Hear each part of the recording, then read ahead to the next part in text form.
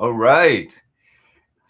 Ladies and gentlemen, welcome to the Superlative Podcast, episode number 9. I'm your host, Edward Bushi. Every episode, one guest, a founder, investor, operator, or someone who has built or competed at a level most people only read about. The conversation covers their journey, what they discovered along the way that most people never get to hear, and where they think their field is going. No edits, no post production, just one sharp conversation. So let's get into it. Mark Francis convinced a DeFi lending protocol to deploy capital into a traditional SN, small medium enterprise, leading a lending book at a time when most of crypto and traditional finance refuse to acknowledge each other. Before we get into your story, two sentences: what is preferred, and what are you building now? And then we'll come back to it. Awesome, Edward. Thanks for the introduction. Great to meet everybody who's listening. So, yeah, I'm based in Hong Kong, dialing in at 9 o'clock tonight. I'm Mark Francis, the CEO for Preferred. Preferred is an AI-powered platform that's going to revolutionize recruitment through a combination of AI, but incentivized referrals too. So putting humans back in the loop as a bit of a circuit breaker for AI. And I'm really excited to tell you guys more about that, as well as my journey in startups, building a fintech called Zettle, as well as earlier in my career when I started being an entrepreneur and even also as an investor too. Wow, that's pretty a really long journey, and you must have learned a lot. But let's start at the beginning. You've been building for 14 years. The first eight Yep. were with external capital. What did you think you were signing up to when you took money, outside money for the first time, and what did it actually turn out to be? Yeah, so it's 14 years as an entrepreneur and 8 years in raising external capital. So, it's really interesting because when you set up a business on your own, you bootstrap it, you have nobody else to really be accountable to. It's just, do what you wish. And a lot of founders, first-time founders especially, they kind of just, they make a lot of mistakes, they break stuff, they learn from those mistakes. And, it can take time. And actually, you need to make mistakes because you have to learn and you have to grow from them. But the idea is that you get some of those mistakes out of the way so that when you actually start to use other people's money, you're going to be very responsible, and ideally, you're going to make the right decisions, most of the time, if not all the time. And that's obviously going to preserve that capital and help it to grow. And yeah, look, when we started raising external capital, it was with a fintech company called Zettle, Mm, which I kind of created 8 years ago.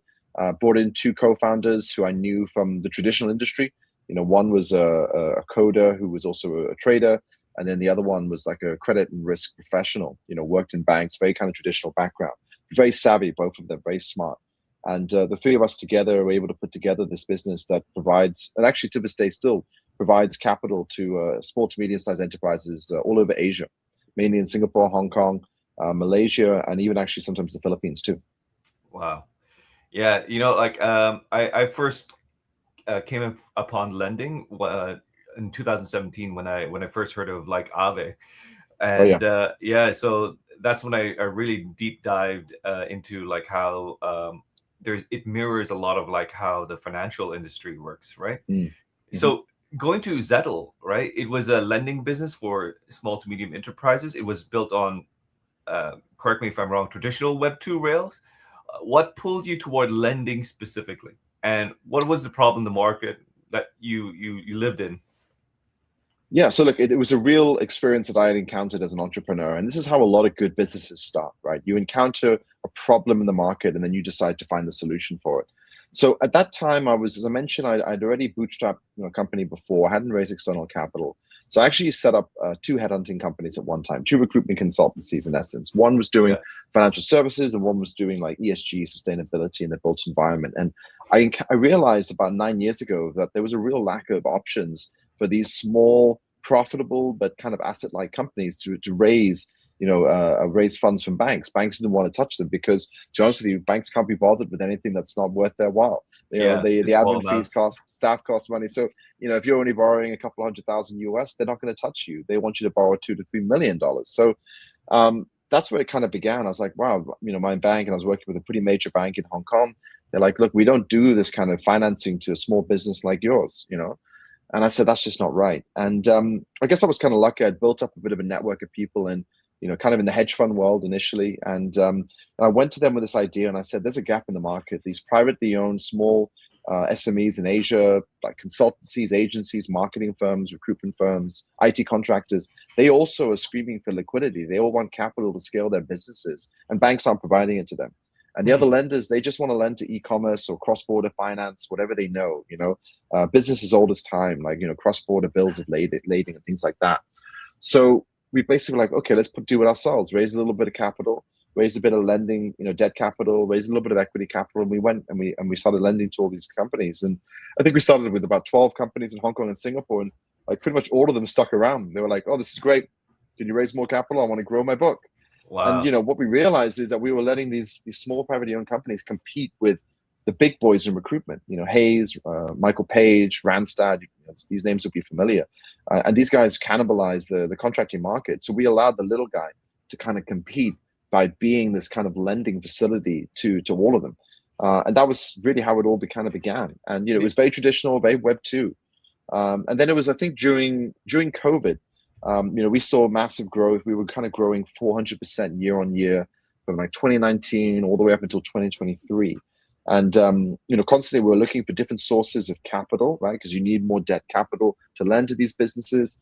And it was really interesting because actually when I first kind of created the idea of Zettle and first started to write down the notes for it, the original idea actually was to build it on blockchain.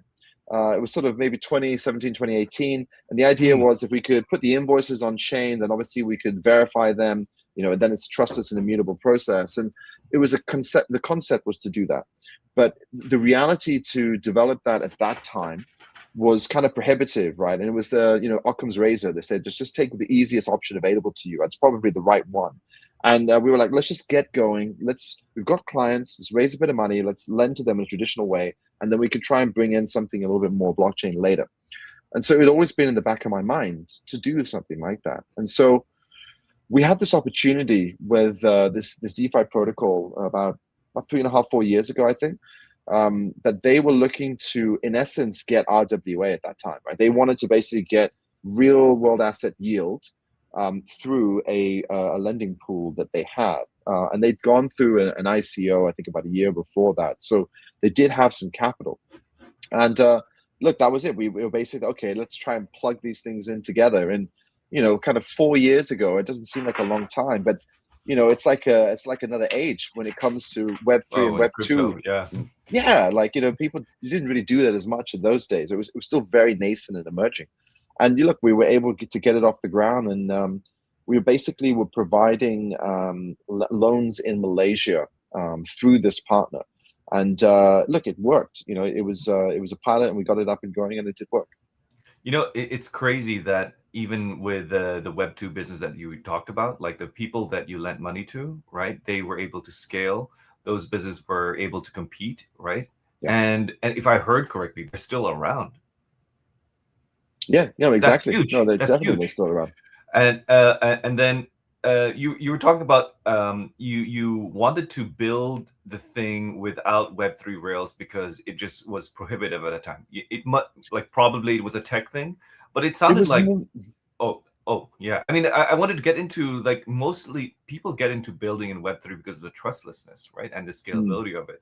But it didn't seem that your clients needed trust at the moment. It was something that they could forego when you built the Zettle in the beginning.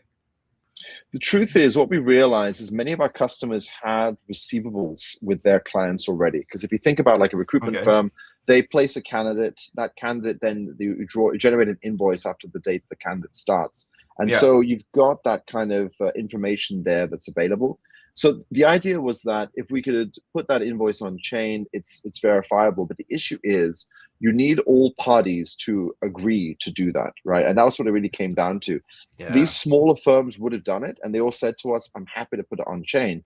The issue was these small firms were providing services to Goldman Sachs, to Amazon, to all of these massive enterprises. And we would then have to convince them to also use the system, right? And that's the problem, right? Especially 4 or 5, well, that time would have been 8, 9 years ago. They just weren't going to do that. They weren't comfortable enough with Web3 products. And so that was the stumbling block we had. We're like, look, we're not going to be able to get institutional adoption now, and we don't know how many years it might take. I think if somebody was doing that now, and I do believe there are other firms that are doing this now, yeah, it's different. Firms now have adopted it. We've seen institutionalization of Bitcoin ETFs. We're seeing now how Web3 and Web2 worlds are starting to collide and integrate more actively. So I do think you could do this a lot easier now. But yeah, 8, 9 years ago, that was really tough. Yeah, and you're like asking a major bank or major like client to set up a wallet back when crypto wallets were a hard thing to like even describe or set up Mhm. for regular people. That would have been a challenge. So I can definitely see that. So like before we move on to the next part, right? What does the version of Mark from when Zettel started not understand about that you understand now? About business in general or about Uh, myself? I mean, I guess business and yeah, like however you want to take that question. Okay, fair. So I would say first things first, when I started off in startups, I had a full head of hair. So I would say the first thing to be prepared for is you may lose your hair due to all the stress. Oh my gosh, So yeah, that's I'm probably feeling it one right learning. now. Yeah, you know it. I would say to my that's one thing I would say to my past self if I had a chance. I said, look, you might get into this and you might really enjoy what you do and learn a lot, but you are going to lose your hair. Yeah. So I would say, look, the stress is it's real. I would say when I started being a startup founder and raising external capital, the pressure definitely ramped up. All of a Mm, sudden, you've got potentially friends or family. You've got other investors, you've got other partners. You have a lot more stakeholders that you have a fiduciary responsibility to.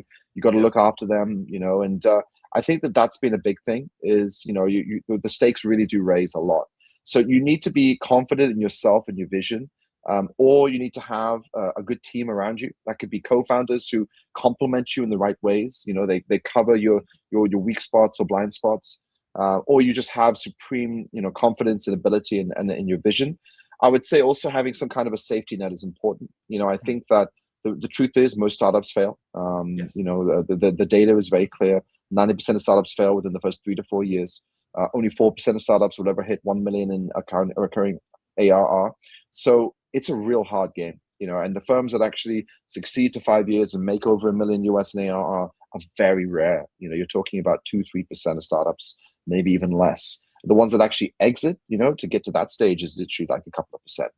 Mm, So it's a very, very competitive field. So that's something I would say.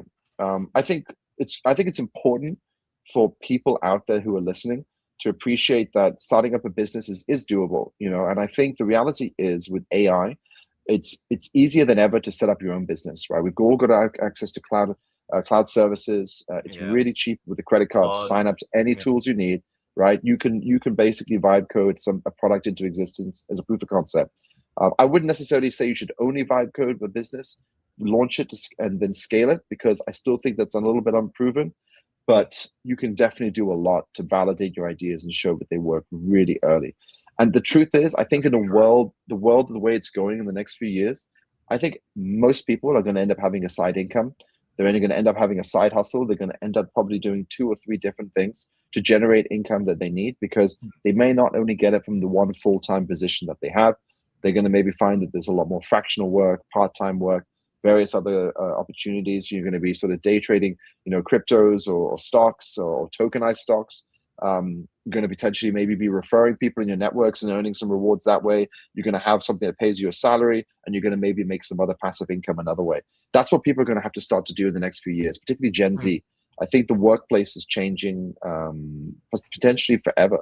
And yeah. that's something that people need to think about. So I'd say that for the broader people listening, and then for me, I would say, yeah, just be prepared for the stress, and what that can cause. And I think maybe myself 8 years ago, I would say to really be a little bit more prepared in terms of protecting, your body, your mind.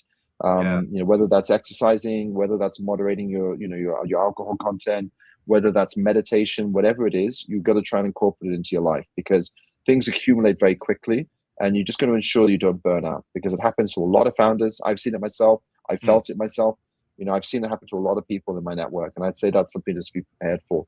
As I said, especially if you're taking capital investment from other stakeholders, I think the pressure really ramps up. yeah, for sure. And I heard the saying that it's a marathon, not a sprint, right? Like so to be Yeah. aware of the mechanics, or rather the just the environment that you're getting into as an entrepreneur is it goes a long way in pacing Yeah. yourself and structuring and making decisions. So you brought up about a hint of your vision, or your not a vision, but where you think the future is going, right? So I'd like to get into what you learned about the scene or the industry along the way. So you said that DeFi lending collaboration didn't develop further in our call earlier, because not mainly because of them. Um, what was the real reason it stalled? What did that teach you about where the friction actually lives between TradFi and Web3? Yeah, so it's an interesting thing. I think that what we were in essence doing is we were looking to provide Sharia compliant loans in Malaysia, actually.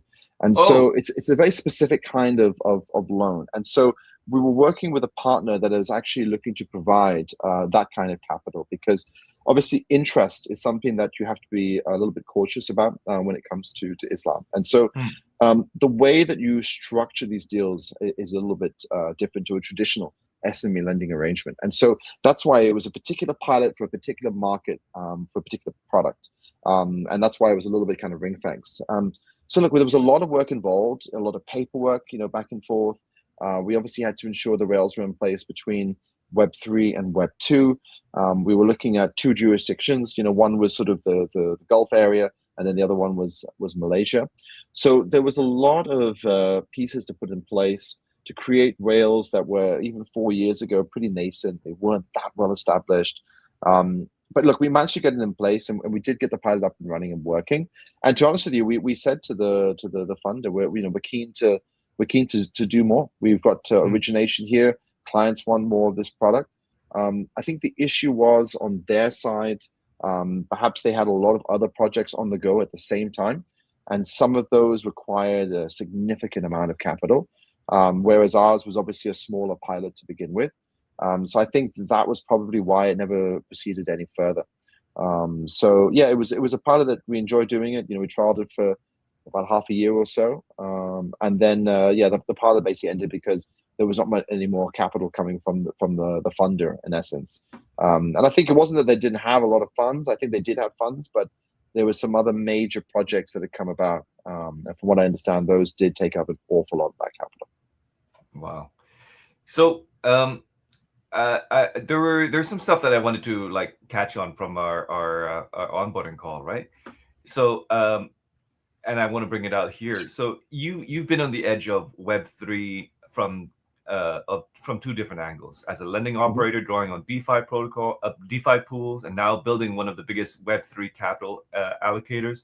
What's the thing about that world that traditional operators keep getting wrong? Interesting. So the current business I've been working on the last year, so I mentioned at the beginning, I'm the CEO for Preferred, right? So this is Yeah. an HR tech platform, which is also a little bit more closely aligned to the Web3 world. So what we're really doing at the moment is we're utilizing AI to score individuals for roles, but not just looking at a CV and a job description. We're trying to get a more holistic view on a person. So we look Hmm. at their cover letter, we look at the alternative data that's available online, which is traditionally a social media page or a LinkedIn page. And we're actually looking to build in a conversational chatbot as well. So what we're looking to do is get a whole view of a person, their capabilities, not just their education and how many months you worked at certain roles, but something deeper, and actually try and get even testimonials put into that. So that's one part of what we're building. And then the second part is, as I alluded to, is kind of trust. So we called it a chain of provenance, right? You want to try to understand where does somebody's information or data originate from? Is this a real person? Because one of the issues that's happening in hiring right now is this proliferation of fake profiles. You're getting a lot of deepfakes and frauds. And sometimes it's quite innocent. It's just that there's a lot of these tools out there. They say, feed your CV in, feed the JD in, and we'll spit out optimized CV for you, and that'll be sent. And you can now Hmm. use an AI agent like OpenClaw to even do the applications for you. So you Yeah. have this scenario now. We've got these AI generated job descriptions via AI agents applying to AI generated CVs are applying to AI generated job descriptions via these agents. And so what it does is it creates a bottleneck. And now you're seeing applications are up 300 to 400% per job.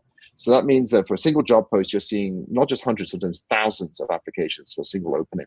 So the issue is for a hiring team, how do you get through these profiles, right? Either you Yeah. have your own scorer, or you have to manually go through and do them. And if you're using your own scorer, it might be imperfect, it might have biases. There's always other issues aligned with that. So what we do is we have the AI scoring piece already, and we give a proprietary score on why we think somebody is good. The second thing, though, is chain of provenance. So we do chain of provenance in two ways, and that's basically to verify somebody's real. One way is we do it through human-based referrals. So you see a role on our platform. Let's say it's for like a DeFi engineer, right? You happen to probably know like dozens and dozens of DeFi engineers. So you can see the role, refer this to people in your network. Those individuals then are kind of an opportunity to sign up to the platform. They verify, they give consent that they know you. All of a Mm. sudden, they've been brought into this loop and they're tracked as your referral. If that person gets hired, you receive a reward. So you only get compensated for a true person that you refer that is good for a role. So what it does is it incentivizes you to bring in somebody into the platform that is a real person that is qualified for this position, because we have to verify that you exist and you are real if we're going to pay you this reward. And so that's one way that we can verify these individuals. So it's like a testimonial. The second thing is using a blockchain. And so we're Mm. doing this already. So we're working with Animoca Brands, which probably a lot of people are familiar with. They're a big Web3 investor in Hong Kong. They're going to be listed on the NASDAQ this year. They have an ed tech business within their portfolio called Open Yeah. Campus, which has a token called EDU Chain, which you might have heard of. So we are actually a part of this ecosystem. We've been invested in by them.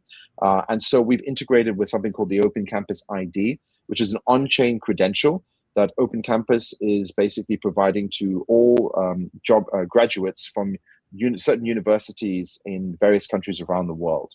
So it means that your degree is verified, it's put on chain by the university, or sometimes even by the government, state level. And so these credentials go on chain. We know these are real people. They then can see preferred roles within this Open Campus hub, and then they can apply to them directly. So again, we can verify the chain of provenance. These are all real people, and then Mm. we do our scoring, and this is why they're good for the role. So if you're an employer, you know, okay, I can trust the profiles that are coming from these guys, and these are the reasons why they're best. And you should find on that first page the best fit for you for various reasons.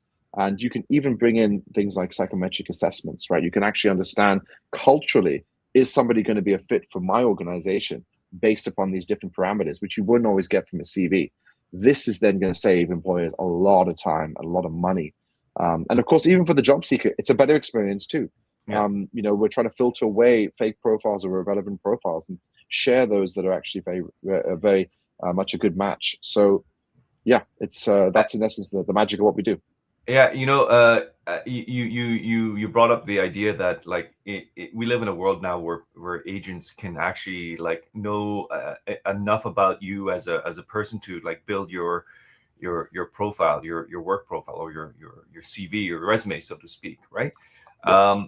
And that's really interesting that it's coming full circle where the big institution wasn't able to like sign off or credentialize a person, but now a university, we're at a point now where a university can like vet or give credence to a person that studied there.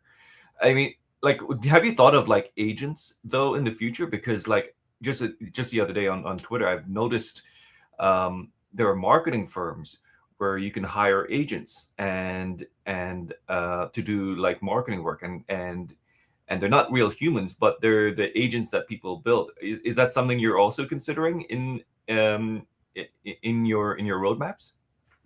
So considering in terms of adding it to our own product suite, looking to bring that in. Uh, yeah, I mean, in a sense, like, do you see that as a problem to avoid, or are you gonna like work with it? Just it's just a new space, Fine. and like, would love to get your thoughts on it. Correct. Yeah, no, no, it's a really good question, right? And look, these things are all happening right now. It's so emerging. And Mm. I think there's very few people in the world who truly know where this is all going to go. And I'm not even sure if the AI labs who are creating them even truly know where these are going to go. These AI agents that are coming out these days are so powerful, and there's a few ones out there. Obviously, OpenClaw is the one everyone's very familiar with. Animoca actually has one called Animoca Minds that I've been playing with myself. What they can do is getting more and more powerful and impactful, right? They can literally integrate them into your email account. Some people integrate them into their bank accounts, which is to me wild. But people are doing that, right? They're incorporating into all aspects of their lives, and so I think it's unavoidable. I think that these are going to definitely become a part of our daily lives. I Mm. think you're going to have users that have already implemented them that are going to get 5 times the amount of work done, and the people that haven't, that will not, and they're going to be slowing down, and they're going to be falling behind, right? And it's the same with the use of existing LLMs. Most people now have touched upon it, flirted with it. A few use them daily. They of course also have some of their own issues. They still sometimes hallucinate, although it's happening more rarely now. They're pretty effective tools. But I think with these AI agents, they're definitely going to be everywhere. So look, for us, Mm. how are we going to be using AI agents? So one of the things that we want to have is something that's a bit more proactive, right? Traditionally, you apply for a role and you don't hear anything ever, right? Most of the time, you don't hear anything, and you work with a recruiter. Sometimes they will follow up with you, other times they don't. What's interesting about AI agents is they can be doing this all the time, 24/7. They can be constantly engaging with you over email, over various apps. They can be keeping updated with your process, right? And you can obviously do that yourself manually. You can log into the app and you can see a dashboard of where you stand in all the interview processes. But you can Yeah. actually have them now actively reaching out to you, telling you what's going on, telling you where you stand, just like a human would. But they could do this at scale, tens of thousands, hundreds of thousands of times. The only real limitation is the inference costs. Actually, that's probably really what it comes down to, is just the cost of every of these actions. When you're doing it at scale, obviously Yeah. the cost really does scale massively. And if pricing was to go up, and you're using an external provider, you could get stuck in a position where your costs are continuously going to be rising. And then how do you maintain your growth rate, or even profitability? So I'd say that's just something further down the line people need to keep in mind. But Mm. yeah, I think truthfully, we're all going to have to use them now, because if we don't, we're falling behind. Yeah. Yeah. Yeah, I just chatted with a individual, Matt Ober from Social Leverage. He actually started using AI for his team around 2 months ago, Mhm. and now he's using it to scale how they can like input a lot of data so that you could basically build strategies out of it in record speed.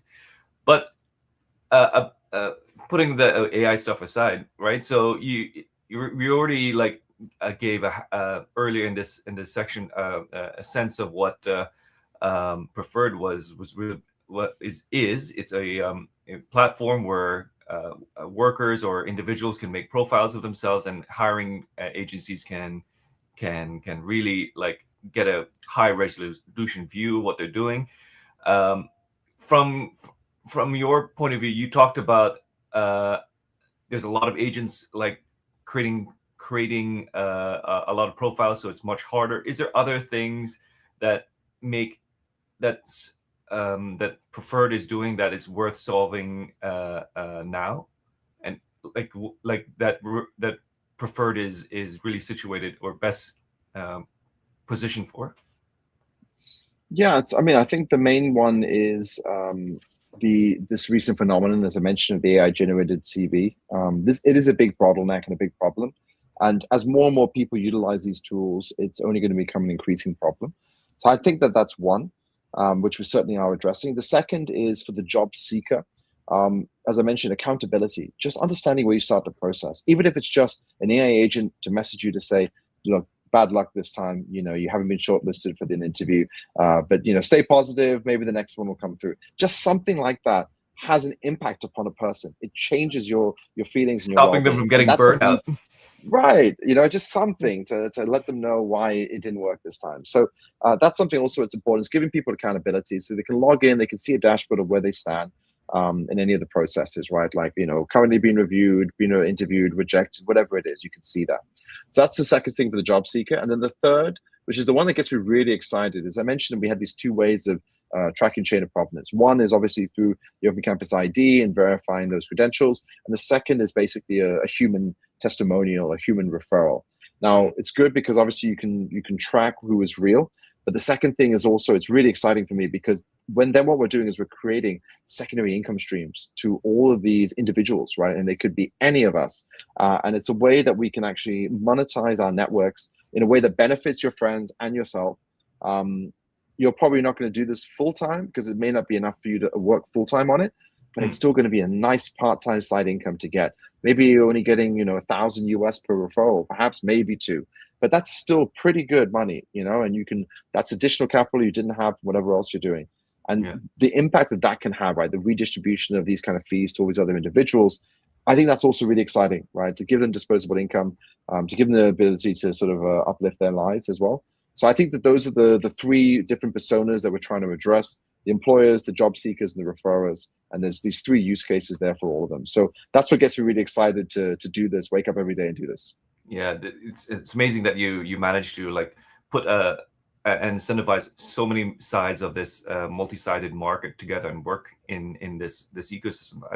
I love how elegant that um, uh, you put the solution together. So we're coming to the 30-minute mark. I want to slow the train down, so to speak. So from your point of view and Preferred's point of view in the next 12 months, what are you guys aiming for? And like what's yeah, like what's the future look like and what are you aiming towards? Exciting. Look, the truth is, it's been a year, right? We've moved pretty quickly in a year.